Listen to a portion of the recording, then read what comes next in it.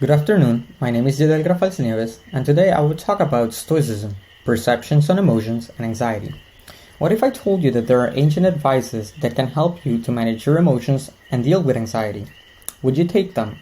Well, around 2000 years ago, people were struggling with the same problems as we do today. Luckily for us, they sat down and wrote techniques that still prove to be useful for us even in the present moment. I got into Stoicism back in 2019 thanks to a class in college, and ever since then I've been studying the philosophy and using phronesis, that is, practical wisdom, to apply these teachings to my daily life. Now, Stoicism is a philosophy that can help us to manage our perceptions of emotions and to deal with anxiety. First, let's talk about emotions. They are a natural instinctive state of mind deriving to one's mood caused by internal or external circumstances. All of us has experienced emotions because they are part of the human condition, but not all of us are taught how to deal with them. Today, you will learn how to perceive and manage your emotions according to the Stoics. First, the Stoics handled their emotions from a rational standpoint. That is, they didn't let their feelings get in the way of their decision making. Also, they divided emotions into categories. First, the positive emotions, which are love, compassion, and joy. And then, the destructive ones, fear, anger, hate, and revenge. This image is thanks to the Internet Encyclopedia of Philosophy. The Stoics wouldn't let themselves be overwhelmed by fear. Instead, they proceeded with caution, that is, acknowledging the dangers, but still moving forward. Instead of craving for something judged as good, they would wish to live virtuously. Instead of following earthly pleasures, they would find joy in the present moment.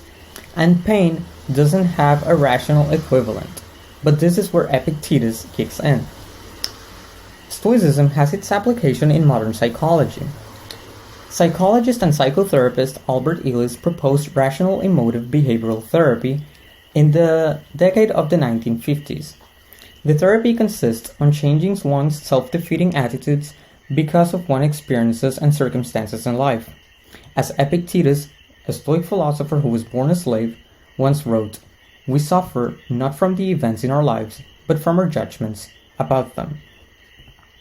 Now that we understand how the Stoics perceived and managed their emotions, let's talk about anxiety. Anxiety are feelings of tension, physical changes, and worried thoughts specifically concerning the future. If it gets out of control, it can be the cause of mental illnesses. Now, it is important to remember that anxiety is also an emotion, and most of us have experienced some degree of it, whether it is on a job interview, while meeting new people, or while giving a speech. So today, you will learn a technique that helped the Stoics slay anxiety.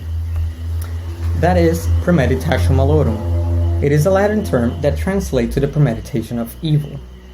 At first, this may sound pessimistic, but actually it's very useful. With premeditation, the Stoic is prepared to face the worst possible scenarios.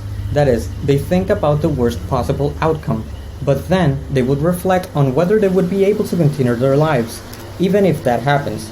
If the answer is yes, then they had nothing to worry about.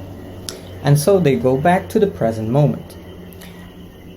In fact, most of the times, the worst possible thing we create in our minds never comes to happen. As Seneca wrote to his friend Lucilius, "There are more things likely to frighten us than there are to crush us.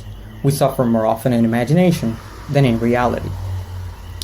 So today we talked about how Stoicism has its applications on both emotions and anxiety. Emotions need to be treated in a rational standpoint. This way, they become our allies instead of our enemies. Anxiety, on the other hand, is the excessive worriedness about the future.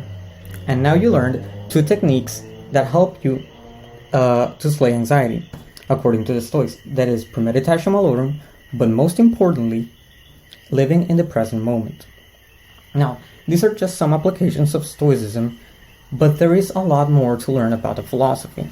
Before I end, I want to share one last bit of wisdom, this time from the Roman and philosopher, emperor, Marcus Aurelius. He said, "Never let the future disturb you.